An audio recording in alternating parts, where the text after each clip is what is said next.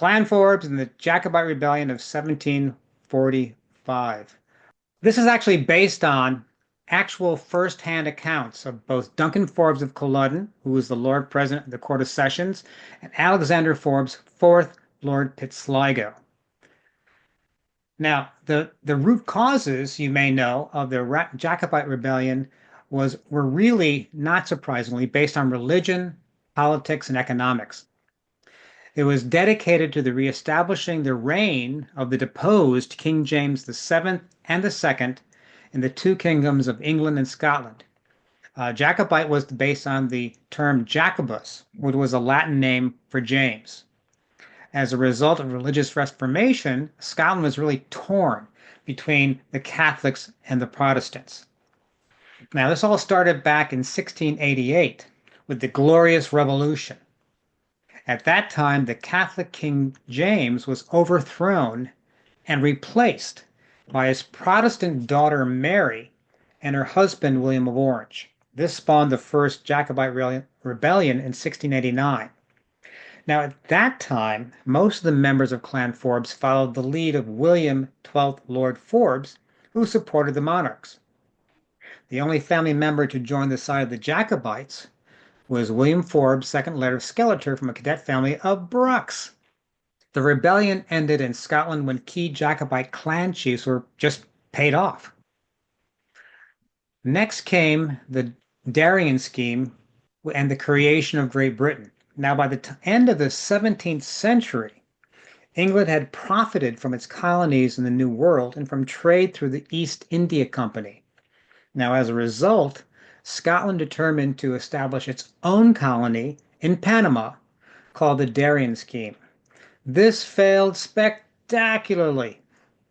As a result, England offered to pay off the investors' debts, but only if the Scottish Parliament agreed to merge with the English Parliament. They actually passed the Acts of Union creating Great Britain in 1706 and 1707. Now, this really angered many of the people of Scotland who were not invested in this scheme. So King Louis XIV of France saw this dissension as a really good opportunity to invade Scotland in 1708 and reestablish the Catholic King James. However, the French invasion force of this Jacobite expedition of 1708 never made landfall due to a 2-day storm and the defense of the British Royal Navy.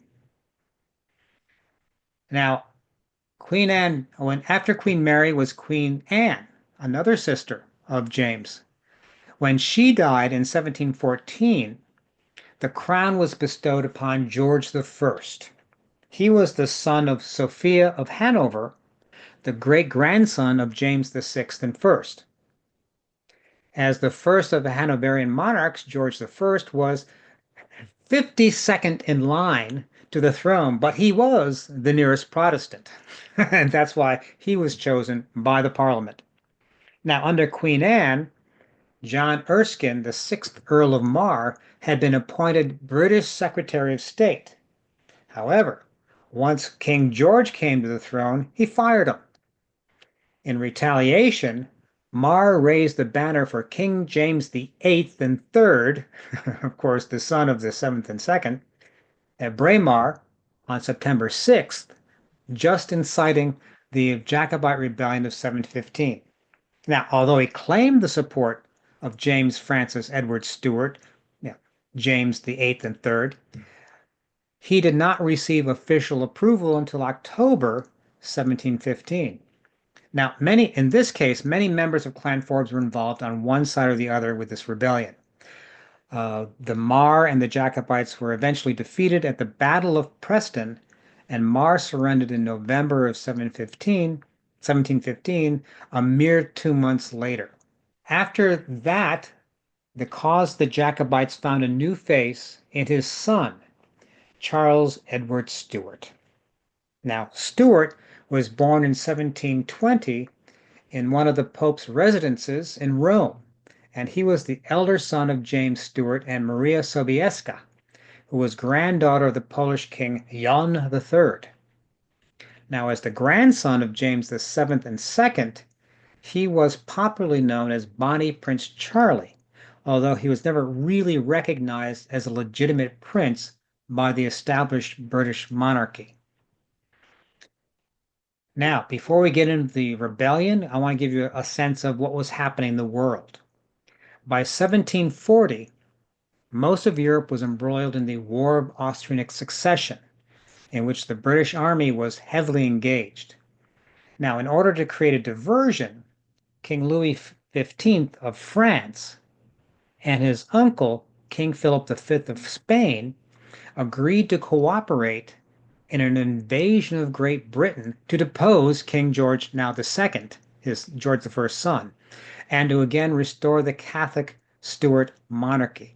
So, in 1743, France launched several ships with 13,000 sailors, but they were wrecked only a few miles from the mouth of the Thames River, and so the French abandoned this effort.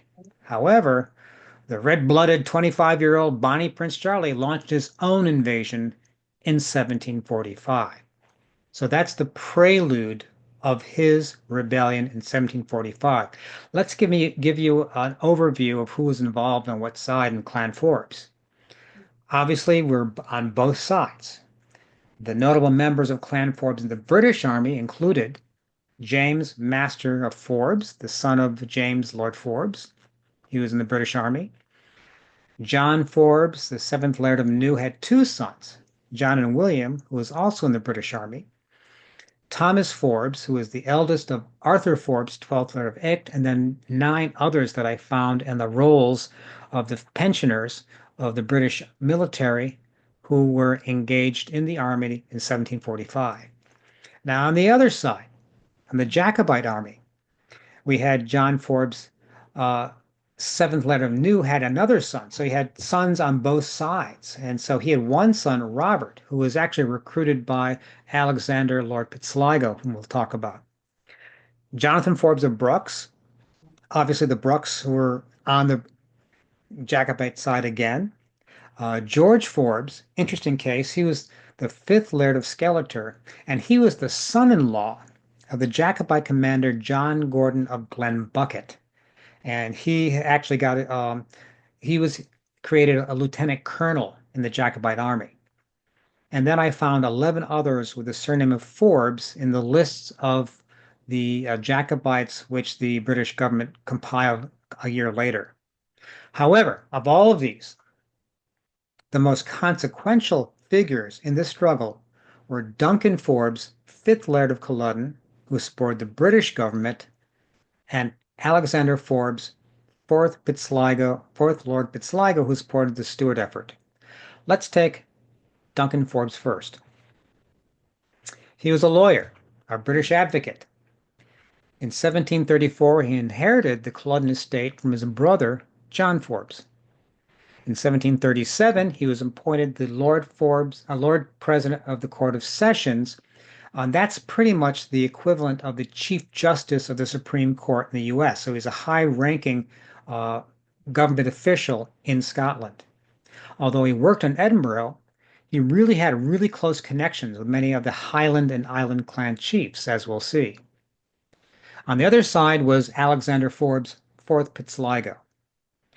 He was in Parliament that considered the Act of Union, and he objected so strenuously that he just walked out. He didn't vote against it or for it.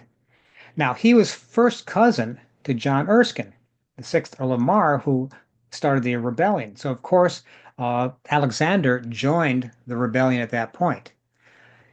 He actually fought in the Battle of Sheriffmuir and then fled Scotland after Mar's defeat. However, he returned to Scotland and wrote many religious and philosophical tracts, and he was a ripe old age of 65 when the rebellion broke out in 1745. Now, we'll be drawing from their first-hand accounts in a series of documents. The primary sources include Culloden Papers from the Lord Forbes of Culloden, more Culloden Papers, and the Jacobite Letters to Lord Pitsligo. And so that's why we'll be drawing from them directly. So you get a first-hand account of what was happening from these folks. First thing that happened, of course, was that the red-blooded Bonnie Prince Charlie decided to land in Scotland. So on July 23rd, 1745, Charles Edward Stuart landed on the western island of Erisky with about 30 exiled Scottish nobles and Irish soldiers from the French army. Not a lot of people. Now, one of the Lord President's frequent correspondents was Norman MacLeod of MacLeod. He was the 22nd chief of the Clan MacLeod. And on August 3rd, MacLeod alerted the Lord President of Stuart's invasion. Quote, "The pretended Prince of Wales is come on the coast of South-Uist and Barra, and he has about 30 Irish or French officers with him, and one Sheridan who's called governor." So he alerts a government official about the landing of Bonnie Prince Charlie. The Lord President immediately notified the British government of this invasion through his correspondence with John Hay, the fourth Marquess of Tweeddale. At that point, he was Secretary of State for Scotland. He wrote on August 8th from Edinburgh, "I have resolved to make my journey to the North Country early this season than usual, as my presence there may be more service to the public than it can be here, should the report which I look upon as highly improbable should have any foundation in truth." Well, in order to find out, he wasted no time in heading north from Edinburgh and reached Culloden by August 13th. Now, knowing that he was in Inverness, Sir John Cope, who was the commander of military forces in Scotland, placed a regiment of soldiers under Lord President direct command, as he ordered to the officers of Lord Loudon's regiment. And he notes that considering the great service done to the government in the year 1715 by the present Lord President, wherein his lordship showed his military abilities and has all times distinguished himself by a zealous attachment to the present government, I have therefore thought proper to put that part of the Earl of Loudon's Highland regiment in the north of Scotland under his command, whose direction you are to receive and follow.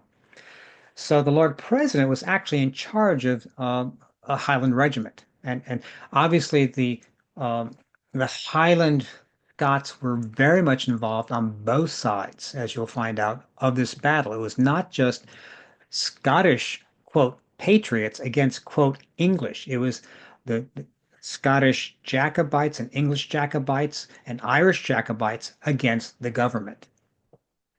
Now, from Eriskay, the Bonnie Prince Charlie moves inland, as reported by Norman MacLeod, who alerts him that Stuart intended to raise his father's standard in order to gain more support. Quote, "He sets up his standard Monday, and as I am pretty sure of information from thence, you shall know it. The place Glenfinnan, which is the outlet from the Moindart and Arisac to Lochaber." And in fact, Stuart did raise a large force. So again, because of his role within the government and his connections with many of the clan chiefs, Duncan Forbes was able to find out in advance what was happening. In order to stem the tide of this rebellion, the Lord President distributes blank commissions, as recommended by the British Field Marshal John Dalrymple, who was the second Earl of Stair.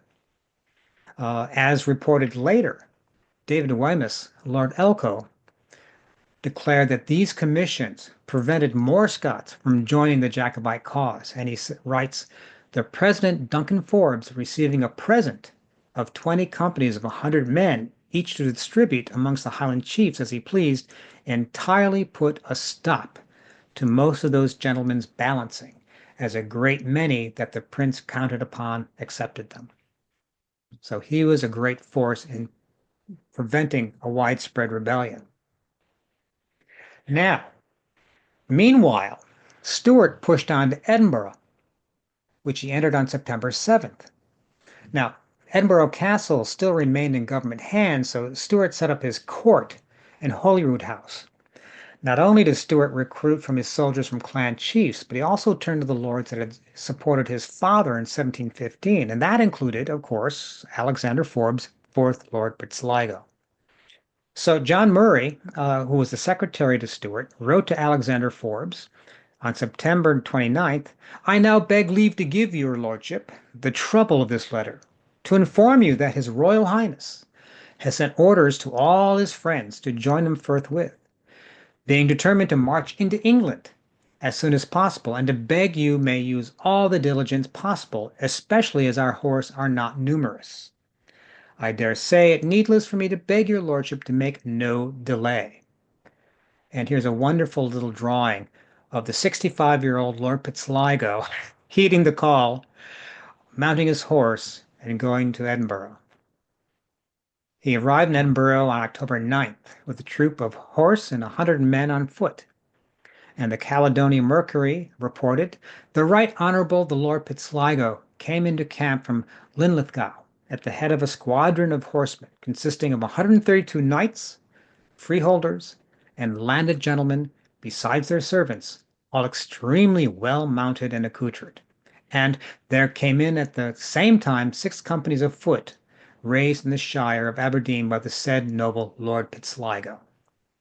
So Lord Pitsligo and Lord President were both raising troops in the rebellion. Meanwhile, he got his commission directly from the prince. 9 days later, the secretary to the Bonnie Prince Charlie says, Charles, Prince of Wales and Regent of Scotland, England, France, and Ireland, and other dominions, rather pompous, thereto belonging, to our right trusty and well-beloved Lord Pitsligo, greeting. We reposing a special trust and confidence in your courage, loyalty, and good conduct, to hereby constitute and appoint you to be a colonel of His Majesty forces, and to take your rank in the army as such from the date hereof. So Pitsligo is now a colonel in the Jacobite army.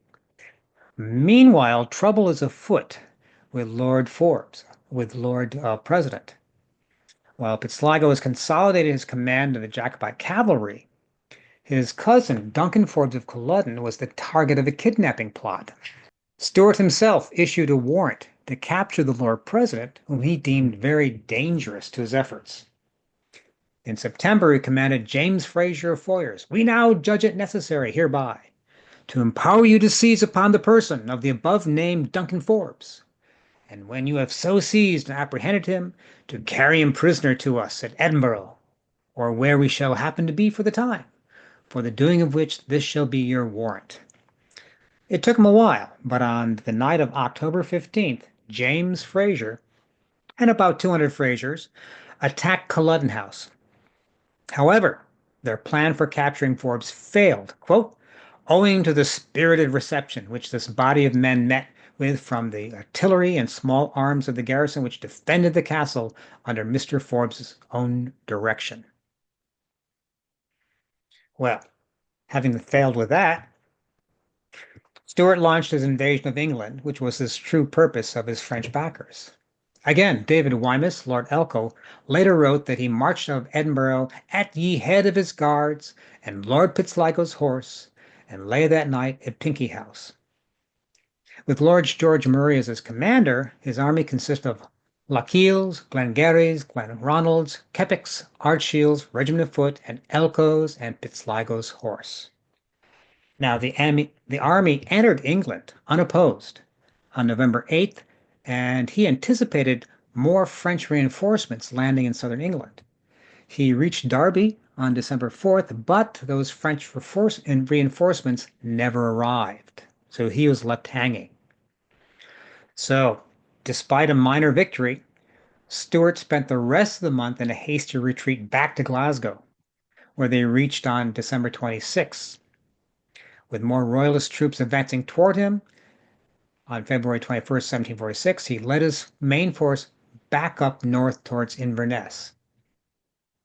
Meanwhile, the Lord President and John Campbell, Earl of Loudoun, found themselves with only about 2,000 raw recruits in the path of this huge Jacobite army of about 4,000.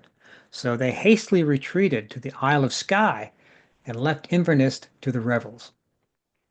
Murray informed Pitsligo, still at Banff, on February 19th, that of the latest Jacobite success. Quote, His Royal Highness army took possession of the town of Inverness yesterday. the troops that were in the town having ferried over to Rothshire.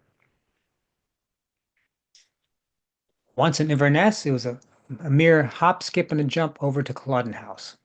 So Stuart then commandeered the Lord President's own Culloden House as his headquarters. However, he provided very specific instructions to his troops, quote, requiring you to protect and defend the house of Culloden and furniture from any insults or violence that may be done by any person or persons, except such orders as are issued by us, given at Inverness. Kind of odd behavior for Bonnie Prince Charlie, who was determined to kidnap the Lord President. But that were the orders. Now, Stuart then commands Pitsligo to take joint command of the army at Elgin. And Murray relayed to Pitsligo the additional orders. In the meantime, as your lordship knows everything that is most useful for the common cause, His Royal Highness desires you will take the joint command of the army at Elgin with William Drummond, of Viscount of Strathallan, so as everything may be ordered for the best. Now, once again, Stuart was hoping on continued assistance from France, but the reinforcements were blocked by the British Navy. So they are stuck up in Inverness.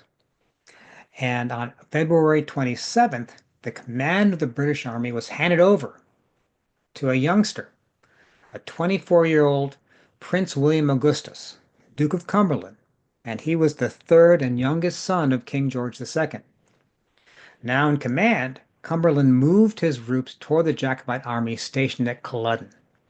Hearing about that, Lord Pitsligo advised John Murray, who was the secretary to Bonnie Prince Charlie, that, quote, it is the humble opinion of all here that His Royal Highness call in all the troops from Fort Augustus, Fort William, or wherever they are, since it's probable Cumberland, now at Aberdeen, will advance and his Hessians will give him the more encouragement. Now, as expected, the British army under the command of the Duke of Cumberland engaged Stuart's Jacobite army on the moor near Culloden House on April 16, 1746. And here you can see exactly how close the battle was to Culloden House, which you see on the right-hand side. And you can see where the line of armies are drawn up. The British army advanced first in 3 lines of about 6,000 infantry soldiers in 9 battalions. The Jacobite front line originally comprised some 13 battalions of about 3,600 men. Now, what happened during the battle was a British horse division circled right of the Jacobite infantry and formed up in the rear of the infantry. The Jacobites, scared out of their wits, fired first, almost certainly in response to the threat that had suddenly developed in the rear. And here's a great picture of the Battle of Culloden.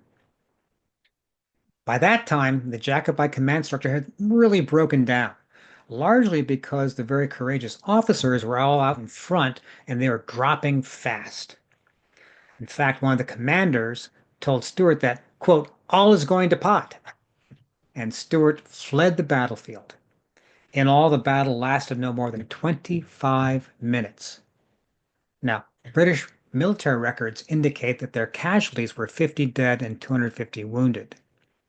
Eyewitness accounts estimated that the number of Jacobite casualties ranged from 1,500 to 2,000, although other accounts set the number as high as 4,000. Now, what happened when Prince Charlie left the field? Guess who finds out? The Lord President. The Lord President learned the fate of Stuart through another of his correspondents, Sir Alexander MacDonald, 9th Baronet of Slate, whom you see here.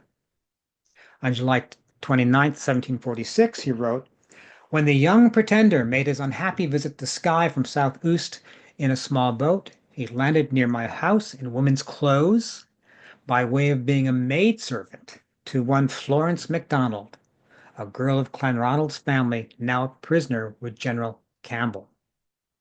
He went on to explain that his wife, Lady Margaret, went to Hugh MacDonald of Kingsborough, and they agreed to, quote, hurry him off the country as fast as possible. Now, Lord Pitsligo also escaped. He went first to Elgin and then to his home in Pitsligo Castle, known as Rosehearty. One of the members of a Clan Forbes society is Jim Taylor, and he wrote this wonderful book called The Vanishing Laird, along with his wife. And he recounts all the adventures that happened to Pitsligo after the Battle of Culloden. And we actually have a copy of this in our archives, the Clan Forbes Reference Library. Jim and Liz note that, quote, his escape from the battlefield was more than fortunate as his age did not help his hasty flight. However, on reaching Elgin, he shared concealment with his friend, the Duke of Perth, in a secret room behind a fireplace in the Greyfriars townhouse.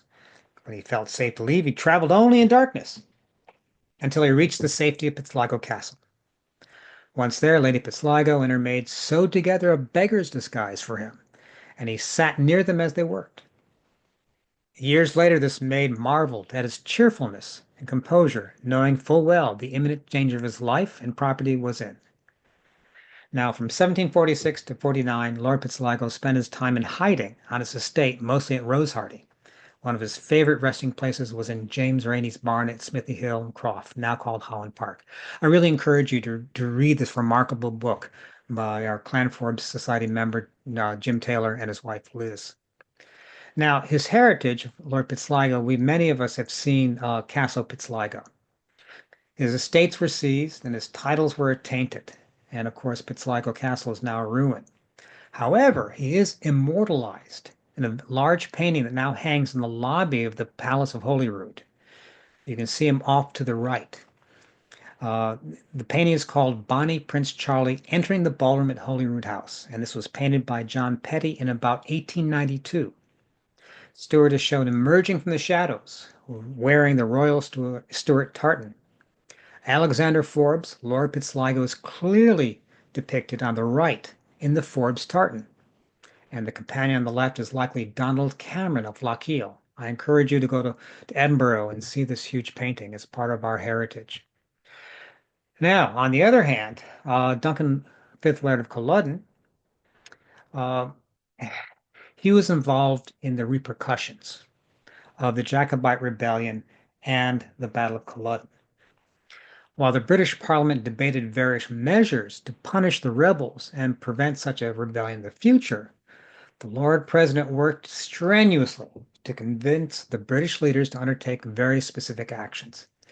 First off, regarding the leaders, Forbes offered the opinion that no reasonable person can think the punishment of the leaders of this fierce and desperate rebellion is severe, and that if the punishment of such shall be resolved on, it may be speedily executed by the immediate trial of such as in custody and the attainder of others. So for the leaders of the rebellion, he was very severe. However, on the other side, he also advocated that the least mischievous of the commons of the Highland clans be transported to America, where they might be of use to the crown of the kingdom.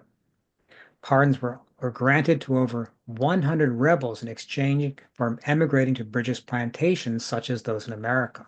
Many people have their ancestors arriving in America after the Battle of Culloden. He also argued clemency. He argued that, quote, if too many of the Highlanders have offended to punish all the rest who have not, and who I will venture to say are the greatest number, in so severe a manner seems to be unreasonable. Unfortunately, this more lenient advice was largely ignored. And that, as you may know, was the cause of the 1746 Act of Proscription. That required individuals in specific areas of Scotland to surrender their swords and guns. It prohibited men and boys to wear traditional Highland clothing, including the kilt, and required schoolmasters, chaplains, and tutors to take oaths of allegiance to the king and register them in order to integrate them into the British educational system. So that was the direct result of this last rebellion. Now, the impact on Duncan Forbes is also more direct.